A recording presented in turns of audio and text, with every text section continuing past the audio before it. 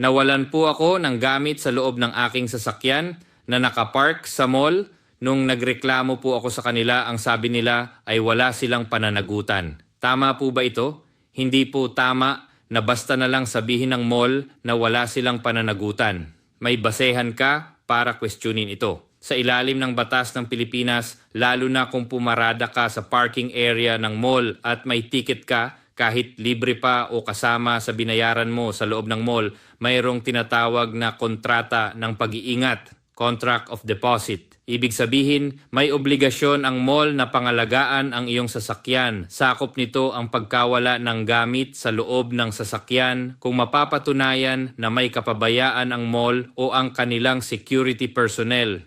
Kahit na may nakalagay silang park at your own risk o anumang katulad na paalala, disclaimer of liability, hindi ito automatikong nagtatanggal ng kanilang responsibilidad. Ang Consumer Act of the Philippines, Republic Act No. 7394 ay nagpoprotekta sa mga mamimili at ipinagbabawal ang mga provision na nag-aalis ng pananagutan ng isang negosyo, lalo na kung may kapabayaan. Mayroon ng mga desisyon ang Korte Suprema na nagpapatunay na ang mga operator ng parking lot ay may pananagutan sa pagkawala ng sasakyan o ari-arian sa loob nito. Kaya may karapatan kang ipaglaban ang nawala mong gamit.